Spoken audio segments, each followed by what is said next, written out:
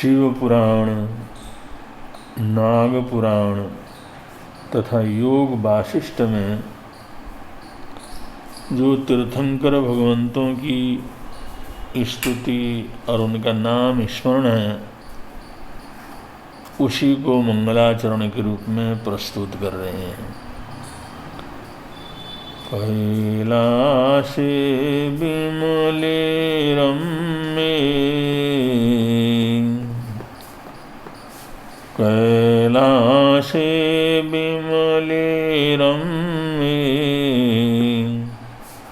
ऋषभूयं जिनेश्वर, कैलासे विमले रम्ये, ऋषभूयं जिनेश्वर,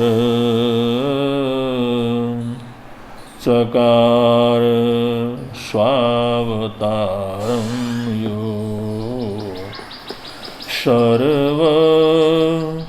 सर्वगत शिव,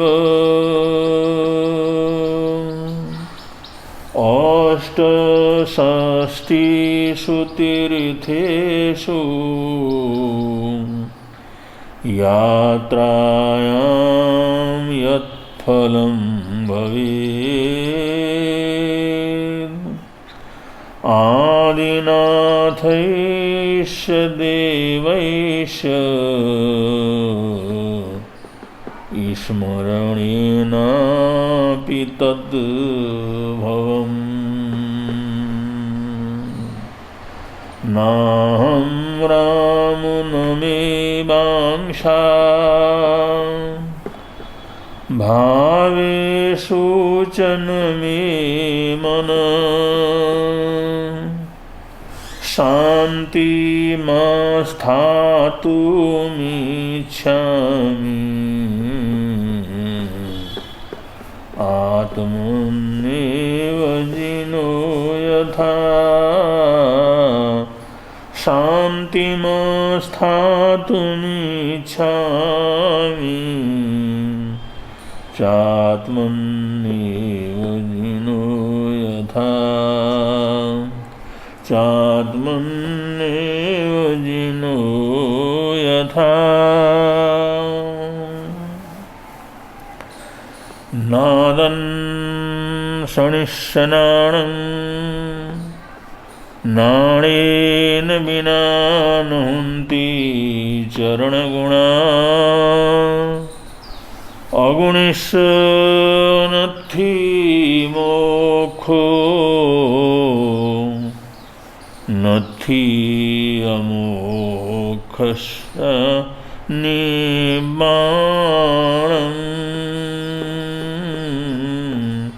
नत्थि अमोक्षस्य निब्बाणम्।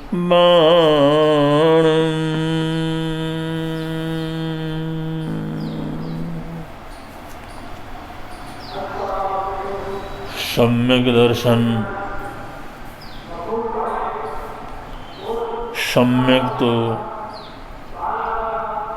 सम्यक के संबंध में जो विचार विनिमय चर्चा यहाँ पर चल रही है, और शास्त्रकारों ने सम्यक दर्शन की महिमा को स्थापित किया है, सम्यक दर्शन की मूल्यवत्ता को प्रकट किया है। धार्मिक जीवन, धार्मिक अनुष्ठान और धार्मिक सोच के लिए या आत्मा के उत्थान के लिए सम्यक दर्शन की कितनी बड़ी आवश्यकता है, ये सब शास्त्रकारों ने बतलाया। तो स्वाभाविक रूप से ये सुनकर के एक जिज्ञासा पैदा होती है कि हम भी साधु हैं, हम साध्वियाँ हैं, हम श्रावक हैं या श्राविकाएँ हैं, हम भगवान महावीर स्वामी को मानने वाले हैं, हम जैन धर्म में आस्था रखने वाले हैं, तो हमारे अंदर सम्यक दर्शन पूरी तरह से आ गया है।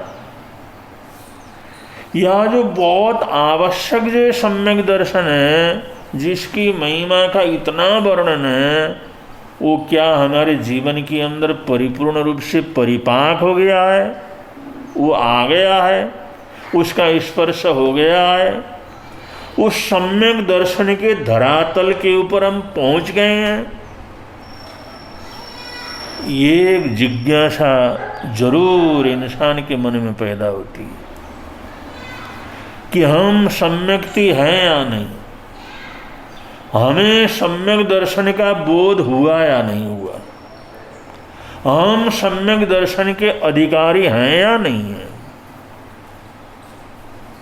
ये जानने की भावना, ये जिज्ञासा, ये आंतरिक प्रश्न स्वाभाविक रूप से पैदा हो जाता है। तो इस प्रश्न का समाधान करने के लिए, इस प्रश्न का समाधान देने के लिए शास्त्रकारों ने इस 31वीं गाथा में 8 प्रकार के सम्यक दर्शन के लक्षणों का विवेचन किया है, जिनको हम स्वयं पढ़ सकते हैं। दूसरा भी पढ़ सकता है, लेकिन हर दूसरा पढ़ सके इसकी गारंटी नहीं है। जो विशेष ज्ञानी है, विशेष प्रकार के साधक हैं, विशेष प्रकार के आध्यात्मिक अनुष्ठान जिसका है, बड़ा गहरा अनुभव से जो गुजरे हैं, वो तो हो सकता है हमारे को देख करके हमारे जीवन पढ़ सकें, लेकिन ये गारंटी नहीं है हर कोई हमारे जीवन को पढ़े। हमारे जीवन को तो हम ही पढ़ सकते हैं। तो जिस जीवन को हम खुद पढ़ सकते हैं और नहीं पढ़ सकता, उसकी पढ़ाई करना, उसको कहते हैं स्वाध्याय तप। स्वाध्याय का मतलब अपने आप को पढ़ने का अभ्यास करना, अपने आप को जानने का अभ्यास करना, अपने आप को पहचानने का अभ्यास करना। मैं कहाँ हूँ, मैं कौन हूँ, मेरी क्या स्थिति है, मेरा क्या स्वरूप है। इस प्रकार अपने संबंध में जो जानकारी है और अपने संबंध में जो जानकारी प्राप्त करने के लिए अध्ययन होता है, चिंतन होता है, मनन होता है, ध्यान होता है, निधिध्यासन होता है, ये सब स्वाध्याय तप के अंतर्गत आता है। तो स्वाध्याय ये बहुत बड़ी चीज़ है, और ये स्वाध्याय करके ही हम अपने जीवन को पहचान सकते हैं कि हमारे अंदर सम्यक दर्शन है या नहीं, सम्यक दर्शन हमारे जीवन में आया या नहीं आया, सम्यक दर्शन का स्पर्श हुआ या नहीं हुआ। ये हम स्वयं अपने जीवन को पढ़ करके समझ सकते हैं। तो उस समाधान के लिए शास्त्रकारों ने ये सम्यक दर्शन के अलग अलग लक्षण बतलाए हैं। इन लक्षणों को तुम अपने जीवन में अपने ही दिमाग से, अपनी प्रज्ञा से, अपने मन से, अपने दिल से उसको पढ़ने का अभ्यास करो। तो उसमें 3 चीज़ें पहले हम बतला चुके हैं, निशंकियम, निकंखियम, निब्बितिगिच्छा, और ये चौथा जो प्रकरण है यह अमूढ़ दृष्टि। चौथा जो लक्षण है, चौथा जो सम्यक दर्शन का लक्षण है, अमूढ़ दृष्टि। और ये अमूढ़ दृष्टि ये सम्यक दर्शन का सर्वोत्कृष्ट उदाहरण है, सर्वोत्कृष्ट लक्षण है, सबसे बड़ा लक्षण, अद्भुत लक्षण और बड़ा प्रभावशाली जो लक्षण है वो अमूढ़ दृष्टि है। अमूढ़ दृष्टि, इसका बड़ा बहुत गहरा विवेचन शास्त्रकारों ने किया हुआ है, इसकी गहरी अनुशंसा शास्त्रकारों ने की है, और इसको हम सामान्य रूप से समझ सकते हैं, समझने की कोशिश करते हैं कि अमूढ़ दृष्टि ये चौथा जो सम्यक दर्शन का लक्षण है, इसका क्या स्वरूप है। अमूढ़, मूढ़ कहते हैं अज्ञानी को, मूढ़ कहते हैं ना समझ को, मूढ़ कहते हैं कम समझ को, मूढ़ कहते हैं जरा सी बातों में आकर्षित हो जाना, जरा सी बातों में अपने आप को भूल जाना, जरा सी बातों में उत्तेजक हो जाना। जो भी जीवन के अंदर कुछ गलत होता है, जीवन की जो बुराइयां होती हैं उन सब में जो है ये मूर्खता का शब्द प्रयोग किया जाता है। बोलने की अकल नहीं, ये तो मूर्ख है। खाने की अकल नहीं, ये तो मूर्ख है। जो कोई कार्यक्रम नहीं कर सकता होते तो बड़ी मूर्खता है। कोई जो आचरण अच्छा नहीं करता ये तो बड़ा मूर्ख आदमी है, ना समझ है ये। तो इस प्रकार ये मूर्खता हमारी मानसिक, हमारी भावनात्मक, हमारी सोच संबंधी, बुद्धि संबंधी एक कमजोरी को प्रकट करता है। मूढ़, मूढ़ का मतलब अज्ञानी, मूढ़ का मतलब ना समझ, मूढ़ का मतलब अपने हित और अहित को न समझने वाला। तो ऐसी दृष्टि जिसमें ये मूर्खता छिपी हुई है, नासमझी छिपी हुई है, अज्ञान छिपा हुआ है, मिथ्यात्व छिपा हुआ है, लेकिन इसके विपरीत अमूढ़ दृष्टि। अमूढ़ दृष्टि का मतलब जिसमें मूढ़ता है ही नहीं, जिसकी दृष्टि में, जिसके सोच में, जिसके चिंतन में मूढ़ता नहीं है। तो अमूढ़ दृष्टि ये बहुत बड़ी उपलब्धि। अमूढ़ होना, अमूढ़ दृष्टि संपन्न होना, ये जीवन की बड़ी सफलता है। जो अमूढ़ दृष्टि होते हैं, जो कोई भी समस्या हो, कैसी भी समस्या की परेशानी हो, कैसा भी पेचीदा मामला हो, उसके तह तक पहुंचने की वृत्ति, उसको अमूढ़ कह करके पुकारा जाता है। और वो जरा सी बात हो गई तो उसमें जो है वो भूल जाता है इसमें सत्य क्या है असत्य क्या है, उसको मूढ़ता कहते हैं। जरा किसी ने धमका दिया, उसने अपने पक्ष को बदल लिया, जरा सा लालच पैदा हुआ, अपने पक्ष को बदल दिया। ऐसे जो जरा जरा सी बातों के ऊपर वो मूढ़ बन जाता है, अज्ञानी बन जाता है, नासमझी बन जाता है, उससे क्या अपेक्षा की जा सकती। अब धर्मात्मा होना, एक धर्म गुरु होना, सदगुरु होना, ये तो संसार में बहुत बड़ी चीज है। वो तो जो संसार और परमात्मा के बीच में एक जो है संपर्क सूत्र रहता है, तो ये बहुत ऊंची स्थिति है। तो साधु संतों को, सम्यक दर्शन को धारण करने वालों को, आध्यात्म पथ के ऊपर चलने वाले उन सदगुरुओं को अमूढ़ दृष्टि होना परम आवश्यक है। अगर वहां पर मूढ़ता रही तो उनके पीछे चलने वाले तो सारे के सारे मूढ़ हो जाएंगे। वहां अज्ञानता रही तो सारे के सारे अज्ञानी हो जाएंगे। इसलिए जो है ये ऐसी अवस्था है जहाँ पर मूढ़ता को स्थान नहीं दिया जा सकता। मूढ़ता के साथ, मूढ़ दृष्टि के साथ कोई भी आध्यात्म जगत में ऊपर क्या कर सकता, नहीं बढ़ सकता, जीवन का उदाहरण नहीं कर सकता। तो शास्त्रकार यहाँ पर अमूढ़ दृष्टि कहते हैं। अपना दृष्टिकोण इतना साफ हो, इतना स्वच्छ हो, इतना सत्य से बना हुआ हो, इतने सत्य के नजदीक और साथ में हो कि किसी भी प्रकार की मूढ़ता वहाँ पर पैदा न हो। ऐसी जीवन की जो अवस्था होती है, यह सम्यक दर्शन की ऊंची स्थिति है। क्योंकि इस दुनिया के अंदर अमूढ़ होकर के रहना बहुत ही कठिन काम है। कितने लालच हैं, कितने भय हैं, कितने डर हैं, कितनी परेशानियां हैं, कितनी समस्याएं हैं, कितना कुछ दुनिया के अंदर ये समस्याएं भरी हुई हैं, प्रतिकूलताएं भरी हुई हैं। ये सारी प्रतिकूलताओं में, इस सारी समस्याओं के बीच में अमूढ़ दृष्टि के साथ जीना, बिल्कुल सत्य के साथ जीना, सत्य को साथ में लेकर के जीना, ये आसान काम नहीं। कहना आसान है, बोलना आसान है, लेकिन इस पथ के ऊपर चलना आसान नहीं। क्योंकि दुनिया के अंदर हम समझ ही नहीं पाते दुनिया के चक्कर को। दुनिया में ऐसे चक्कर रहते हैं कि वहां पर तो हम अच्छे से अच्छे बुद्धिमान लोग, समझदार लोग, सब तरह से धर्म ध्यान करने वाले लोग, हम भी नहीं समझ सकते क्या अच्छाई क्या बुराई है।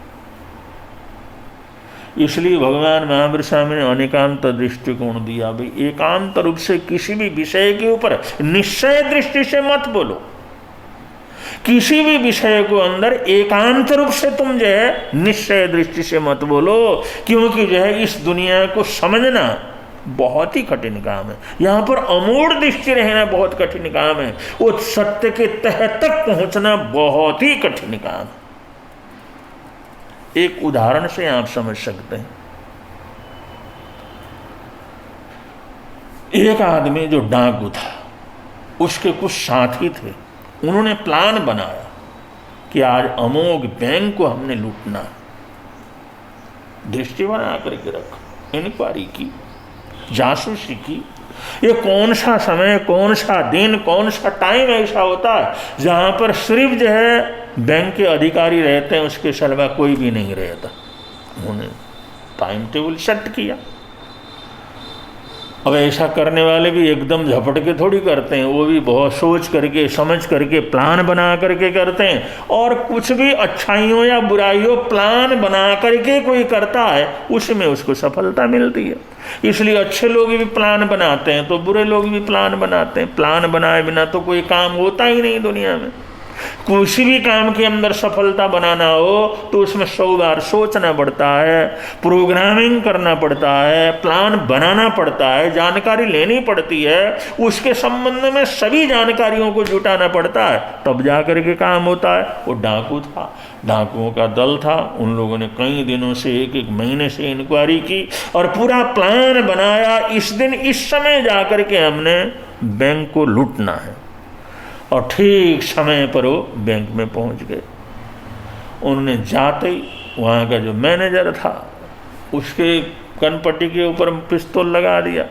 जो वहाँ का खजांची था, उसके में पिस्तौल लगा दिया।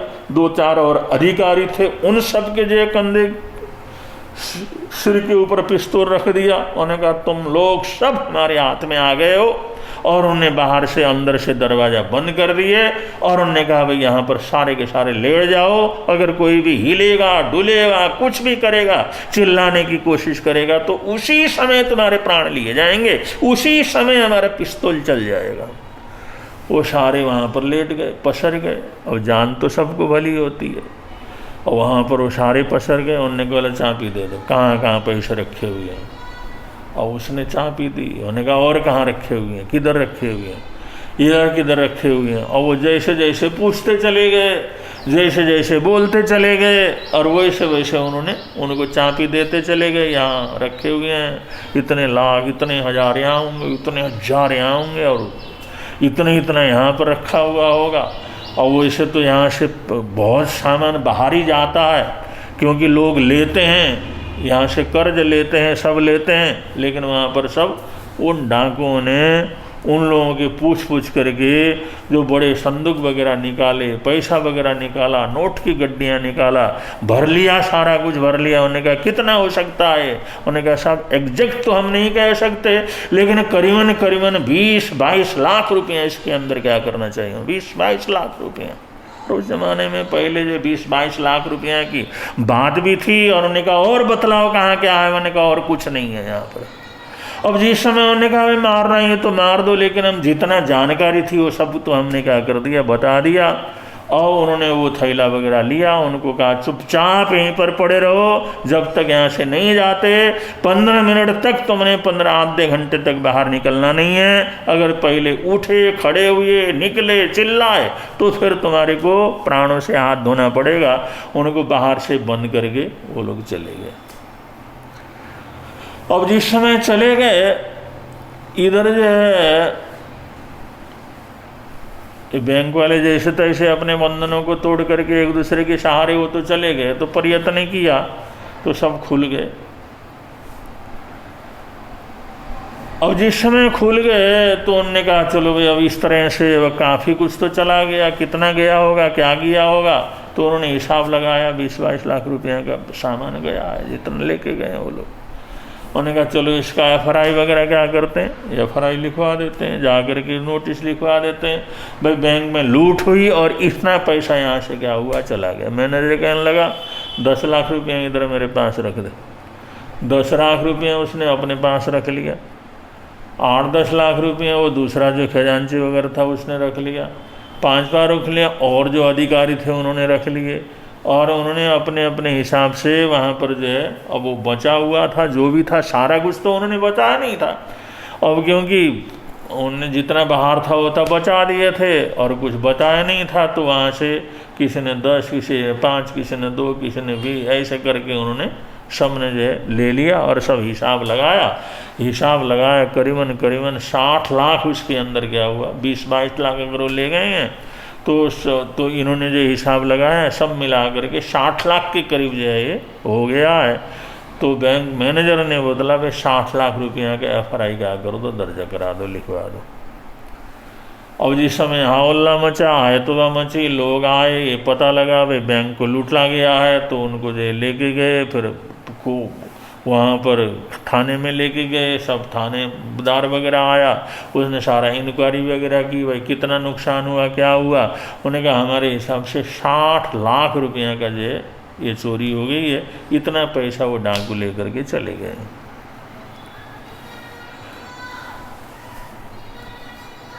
और दूसरे दिन जो अखबार के अंदर समाचार निकला तो मैनेजर ने भी उतने करीबन कहा, वही से जो खजांची ने भी कहा और अधिकारी थे उन्होंने भी कहा।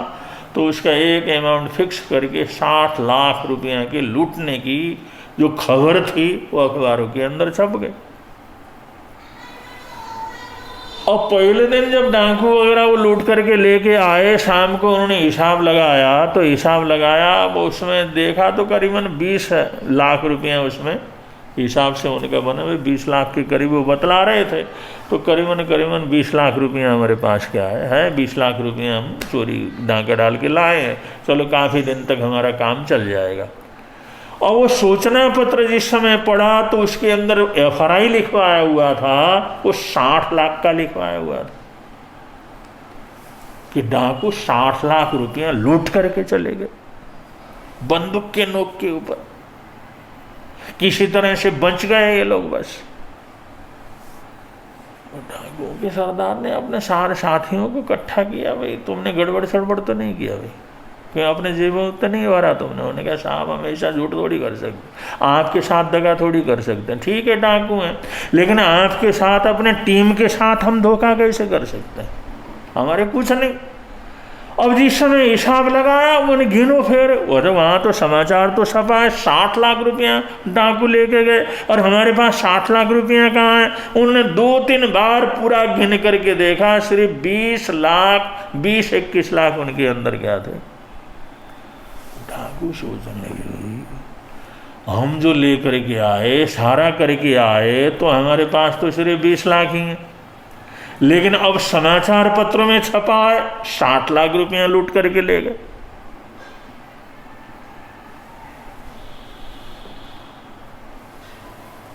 और उन लोगों ने अपनी चालाकी से, अपने धोखे से, अपने बेईमानी से उन अधिकारियों ने 20 लाख तो चला गया, लेकिन 40 लाख उन्होंने अपने आप गबन कर लिया।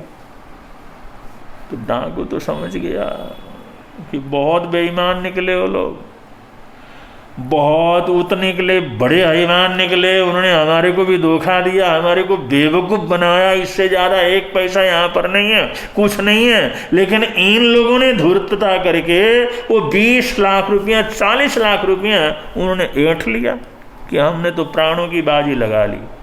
1 महीने से परिश्रम किया, इंक्वायरी की, जान को हथेली में रखा, अगर पकड़े गए तो पता नहीं हमारे साथ क्या होगा। ऐसी हालात में मर मर करके, मौत से खेल खेल करके हमने 20 लाख लूटे और इन नालायकों ने आराम से बैंक में बैठे बैठे उन्होंने 40 लाख लूट लिया और 60 लाख का उन्होंने FIR दर्ज करवा दिया।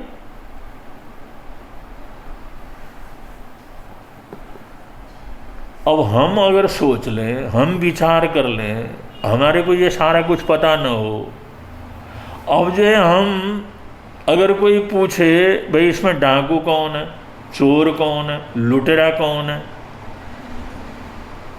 तो ये कौन जानता है, किसको पता है। सब लोग कहेंगे डाकू ने लूटा होगा, उन्होंने झूठ बोला होगा, लेकिन लुटेरे वो डाकू नहीं है, वो झूठे डाकू नहीं है, वो तो बैंक के अंदर रहने वाले वो कर्मचारी हैं जिन्होंने इतना बड़ा धोखा किया, सारी दुनिया को धोखे के अंदर डाका, हजारों आदमी धोखे के अंदर पड़ गए। लेकिन वास्तविकता क्या है, वास्तविकता वो डाकुओं से भी बड़े डाकू अंदर बैठे हुए डाकू। जो अधिकारी के नाम पर, मैनेजर के नाम पर, खजांची के नाम पर, वहां के विश्वास पात्र अधिकारी के नाम पर उन्होंने जो डांका डाला वो सबसे बड़ा पाप है। लेकिन अब सारी दुनिया तो उनको थोड़ी पापी कहेगी, क्योंकि उसका तो पता ही नहीं इन्होंने लिया। उन्होंने तो एफआईआर करा दिया, भाई डांका डाला है, आया है तो ले गए होंगे वही। तो इस तरह से इस दुनिया के अंदर चोर कौन है, साधु कौन है, ईमानदार कौन है, बेईमान कौन है, अच्छा कौन है, बुरा कौन है, अब इसको पहचानना कितना कठिन काम। तो ये मूढ़ता है, हम नहीं पहचान सकते, हमारी मूढ़ता है। हम जानते नहीं, हम पहचानते नहीं। जो बात हमने लिखी हुई देख ली, जो सुनी हुई कर ली, बस उसी के ऊपर भरोसा कर लिया। लेकिन तह तक हम क्या कर सकते, जा नहीं सकते, जाते नहीं। तो ये मूढ़ता है एक तरह की। तो ऐसी मूढ़ता हमारी खत्म हो जाए। अगर ये मुकदमा चले और ये न्यायाधीश न्यायालय के अंदर बैठा हुआ हो, वो जो है उस डाकू के चेहरे को देख करके, उनकी दलीलों को सुन करके और उन अधिकारियों की दलीलों को सुन करके वो इतनी गहराई के अंदर उतरे और इतनी गहराई के अंदर उतरे, सुनवाई करते करते ऐसा वो जो पकड़े उन लोगों को और वो न्याय कर दे कि भाई ये डाकू हैं, लेकिन इनसे भी बड़े डाकू ये जो अंदर बैठे हुए लोग हैं जिन्होंने बेईमानी की। अगर ऐसा फैसला वो कर दे, भाई 20 लाख तो उन्होंने लूटा, लेकिन 40 लाख बैंक का इन लोगों ने क्या किया, लूटा है। अगर कोई न्यायाधीश ऐसा फैसला दे तो ये अमूढ़ दृष्टि है। उन लोगों ने अपने एफिडेविट भी दिए, प्रमाण भी प्रस्तुत किए, गवाह भी प्रस्तुत किए, मुकदमा लड़ा, ये झगड़ा बात हो गया, सब कुछ हो गया। अगर जो वहाँ पर जो ऐसा हो गया तो न्याय करने वाला न्यायालय और न्यायाधीश इतना विलक्षण हो, अमूढ़ दृष्टि हो, तो इस तरह से दूध का दूध, पानी का पानी कर डाले। और जैसे उन डाकुओं को सजा, उतने ही वो अंदर रहने वाले मैनेजर आदि को भी दंडित करे, तो इसको कहते हैं अमूढ़ दृष्टि। तो ऐसी अमूढ़ दृष्टि, ऐसा सोच, ऐसी दृष्टि जब हमारी बनती है तो हम अमूढ़ दृष्टि होते हैं, फिर संसार के अंदर फंसते नहीं हैं, फिर पापों के अंदर फंसते नहीं हैं, फिर जीवन के अंदर हमारा सम्यक तो कमजोर नहीं पड़ता। उसके लिए ऐसा अमूढ़ दृष्टि होना बहुत जरूरी। लेकिन मूढ़ता आते ही वो संसार के अंदर फंस जाता है और उसका सम्यक दर्शन कमजोर हो जाता है। इसलिए शास्त्रकार कहते हैं अमूढ़ दृष्टि होना ये बहुत आवश्यक है। और जो ऐसी स्थिति तब होती है जैसे सम्यक दर्शन का परिपाक हो जाता है, सम्यक दर्शन विष्णु परिपक्व हो जाता है, तो हमारी स्थिति ऐसी हो जाती है, अमूढ़ दृष्टि हो जाती है। कोई भी घटना हमारे को बेवकूफ नहीं बना सकती। जैसे उदाहरण के तौर पर जब यहां पर मुसलमानों का राज था, अकबर का राज चल रहा था, बीरबल उस समय प्रधानमंत्री थे और फ्रांस में राजकीय यात्रा के ऊपर उनको जाना था किसी समझौते के लिए, किसी काम के लिए। अकबर ने अपने महामंत्री को, क्योंकि उनके निमंत्रण के ऊपर वहाँ पर भेजा। और जहाँ वहाँ पर राज पद्धति चल रही थी, वहाँ पर राजा चल रहा था, फ्रांस का राजा। तो जो है इन्होंने भेजा, चलो भाई राजा को ले जा करके भेंटना क्या करना है, देना है। क्योंकि अब राजकीय रूप में जब राजा की तरफ से प्रतिनिधित्व करते हुए जानते हैं तो उनकी तरफ से भेंटना भी लेकर के जाते हैं, सामान भी लेकर के जाते हैं। और फ्रांस वालों ने सुना हुआ था ये सारा राज और सारा जो अकबर का राज बना है तो ये सब बीरबल की वजह से बना है, मंत्रिमंडल की वजह से बना है। वो बड़ा होशियार है, बड़ा ही बुद्धिमान है। तो देखना चाहते थे वो कितना होशियार है। तो जिस समय अपने साथियों के साथ उस डेपुटेशन के साथ फ्रांस में जाकर के उतरा और वहाँ पर राजधानी में स्वागत हुआ, अब राजा की उस दरबार के अंदर जाना था इस डेपुटेशन ने, तो वहाँ पर उस राजा ने, फ्रांस के राजा ने अपने जैसे ऐसे 8 राजा तैयार किए, उसी तरह की शक्ल, उसी तरह के ऊंचे छोटे बड़े, उसी तरह का सब कुछ, उसी तरह की वर्दी, सब कुछ उसने ट्रेनिंग दे करके अपने साथ साथ 8 डुप्लीकेट राजाओं को तैयार कर लिया। और उनको इतना प्रशिक्षण दिया गया, इतना प्रशिक्षण दिया गया, इनको देखे तो किसी को ये भान भी ना हो इसके अंदर कोई गलती है, वो सारे समझे फ्रांस के राजा हैं। और वो 9 जो सिंहासन लगे, वो एक से सिंहासन और 1 से 9 राजा वहाँ पर बैठे हुए हैं। और इधर महामंत्री उस प्रधानमंत्री बीरबल ने अपने साथियों के साथ वो राजा से मिलने के लिए दरबार में जाना था। सब लोग साथ में थे, वे राजा के साथ मिलना है। जिस समय अंतर के जो उस दरबार के अंदर जिस समय पहुँचे और जाते ही जिस समय सबने देखा, राजा तो एक होता है लेकिन वहाँ तो 9 राजा बैठे हुए हैं। और वहाँ के प्रधानमंत्री ने कहा कि महाराज ये जो भारत से आए हुए हैं, ये बीरबल वहाँ के प्रधानमंत्री हैं और ये वहाँ के राजा ने जो आपके लिए भेंटना भेजी है आप लोगों के लिए, वो भेंटना देने के लिए यहाँ पर उपस्थित हुए हैं। अब ये भेंटना राजा को क्या करेंगे? भेंट करेंगे। अब वो कह तो दिया, अब राजा को भेंटना 9 तो राजा हो नहीं सकते, राजा तो एक ही होगा। अब ये बीरबल किसको जा करके भेंट करेगा? बड़ी समस्या पैदा हो गई। जो साथ वाले थे वो तो हैरान हो गए, मर गए हम तो, ये तो बड़ा गजब हो गया। अब किसको भेंट ना करना, 9 राजा बैठे हुए हैं, किसके हाथ में देना?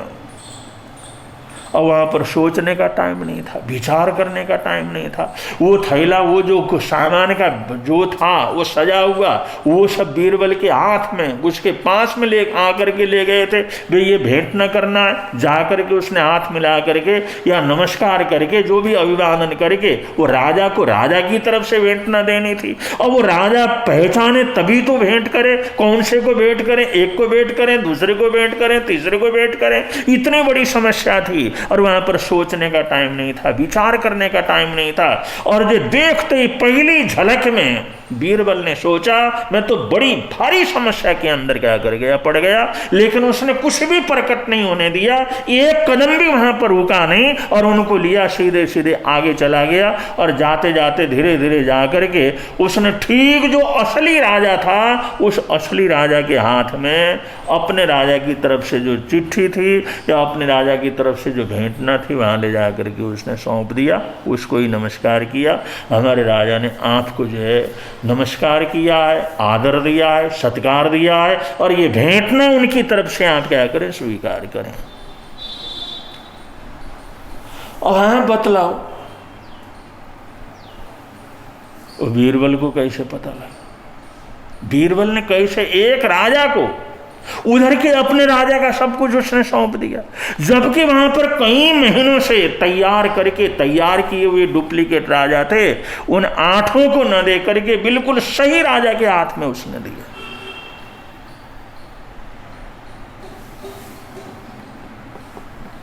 अब सब लोग परेशान थे, सब लोग दुखी थे, किसी को कुछ समझ में नहीं आ रहा था और वो बैठे हुए राजाओं को भी समझ में नहीं आ रहा था, वहां के सभासदों को भी समझ में नहीं आ रहा था। जिस राजा को दिया था तो असली राजा, लेकिन उसको भी समझ में नहीं आ रहा था भाई इसने मेरे को ही कैसे चुना, जबकि मेरे डुप्लीकेट पूरी तरह मेरा नकल कर रहे, कोई अंतर ही नहीं है रंच मात्र का।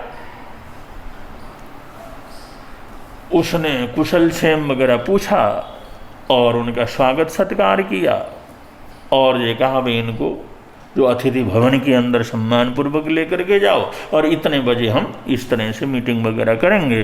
तो वहाँ से हो गए। तो उसके बाद जो है जो राजा मिला उस मंत्री से, प्रधानमंत्री से, बीरबल से जिस समय मिला और बातचीत वगैरह जिस विषयों के ऊपर करना था, जिन विषयों के ऊपर चर्चा करना था, जिसके लिए बुलाया था उसके ऊपर चर्चा होने लगी।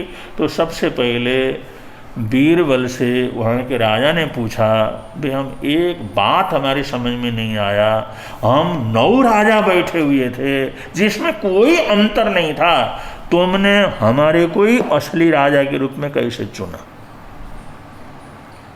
सबसे पहले तो ये बतलाओ क्या इस राज का तुम्हारे को पता था, या किसी ने इशारा किया था, क्या हमारे किसी अधिकारी ने कोई संकेत वगैरह दिया था? उन्होंने कहा नहीं महाराज, ऐसा कोई किसी प्रकार का संकेत नहीं। उन्होंने कहा फिर तुमने पहली नजर में देखते ही हमारे को कैसे पहचाना और हमारे को ला करके भेंटना कैसे प्रदान की, ये हमारे को भी समझ में नहीं आया, इसलिए आप बतलाओ ये इसको पहचान कैसे की। बीरबल ने कहा महाराज आप सच्चे राजा हैं, देश के मालिक हैं, और मैं प्रधानमंत्री के पद के ऊपर हूं, और प्रधानमंत्री राजा को नहीं पहचाने कैसे हो सकता? प्रधानमंत्री वही होता जो राजा को पहचानता हो, और राजा को ही नहीं पहचान सके वो प्रधानमंत्री किस काम का? हाथ जोड़े, बात तो बिल्कुल ठीक है, लेकिन क्या इसका रहस्य बतलाओगे? हमारे 6 महीने के मेहनत को तुमने पानी के ऊपर फेर दिया। हम 6 महीने से तैयारी कर रहे थे भाई हम इस तरह से प्रकट होंगे तो बीरबल को समझ में नहीं आएगा, लेकिन तुमने कैसे पहचाना ये हमारे को क्या करो बतलाओ। उन्होंने कहा महाराज हम हमेशा राजा के पास रहते हैं तो राजा को पहचानते हैं। उन्होंने कहा फिर भी बतलाओ, रहस्य बतलाओ। तो बीरबल ने कहा सरकार जैसे मैंने प्रवेश किया पहली नजर में देखा 9 राजा बैठे हुए हैं, तो सबसे पहले तो मेरे को हुआ भाई ये तो बहुत बड़ी समस्या है, लेकिन अब हम लोग समस्या से डरते नहीं हैं। हमारे सामने समस्या आती रहती है, उसका मुकाबला करना हमारा काम होता है। जैसे मैं वहाँ से धीरे धीरे आपकी तरफ आया और मैंने देखा आप तो लगातार मेरी आंखों से आंख मिला रहे थे, आप तो लगातार मेरे को देख रहे थे, लेकिन आपके आसपास के मेरे को भी देख रहे थे, कभी कभी आंखों की कनखियों से वो आपकी तरफ देख रहे थे कि राजा क्या कर रहा, राजा क्या सोच रहा। मेरे को ही देखते थे लेकिन कनखियों से वो लोग थोड़ा सा आपकी तरफ देख रहे थे। मैंने जिस समय देखा ये आदमी है, ये लगातार मेरे को देख रहा है, और ये जो आसपास में बैठे हुए हैं ये तो कभी तो मेरे को देखते हैं और जरा सा राजा की तरफ भी देखते हैं। मैंने कहा शेर ये है और ये सब कुछ क्या है, गिदड़ है। सही ये है, ये सारे नकली हैं जो असली की तरफ देख रहे थे। बस इनकी नजरों से, उस नजर की कनखियों से जो जरा सा इन्होंने राजा की तरफ देखा, उधर वालों ने इधर वालों ने, मैंने देखा भाई यही शेर है और यही सच्चा है, यही राजा है, इसलिए आपके पास आकर के मैंने सारी भेंटना दे दी। तो इसको कहते हैं अमूढ़ दृष्टि। उसको मूढ़ बनाने के लिए, मूर्ख बनाने के लिए, उसकी मूढ़ता सिद्ध करने के लिए वहां के लोगों ने इतनी बड़ी तैयारी कर ली, लेकिन उसकी दृष्टि में मूढ़ता नहीं आई। वो सच्चे को अच्छी तरह से पहचान गया। सत्य को पहचानने में, सत्य को ढूंढने में, सही चीज को ढूंढने में एक पल का समय उसने क्या किया, नहीं लगाया। इसको कहते हैं अमूढ़ दृष्टि। ऐसी दृष्टि आती है सम्यक दर्शन में। ये सम्यक दर्शन का लक्षण है। कितना ही आकर्षण हो, कितना ही चमत्कार हो, कितना ही दुनिया के अंदर कुछ हो, लेकिन उस सम्यक दर्शन को जिसने प्राप्त किया उसकी दृष्टि को गलत रास्ते के ऊपर कोई खींच नहीं सकता, उसको कोई बरगला नहीं सकता, कोई मूर्ख नहीं बना सकता, कोई बेवकूफ नहीं बना सकता। ऐसी दृष्टि का मिलना इसको अमूढ़ दृष्टि कहते हैं। ये अमूढ़ दृष्टि आती है तभी जाकर के संसार के सारे जंजालों से अलग होकर के वो आध्यात्म की तरफ लगातार आगे बढ़ता चला जाता है। आगे कौन कौन से इसके लक्षण हैं समय पर आप लोगों को बतलाएंगे। आज इतना ही। बोलिए भगवान महावीर स्वामी की जय।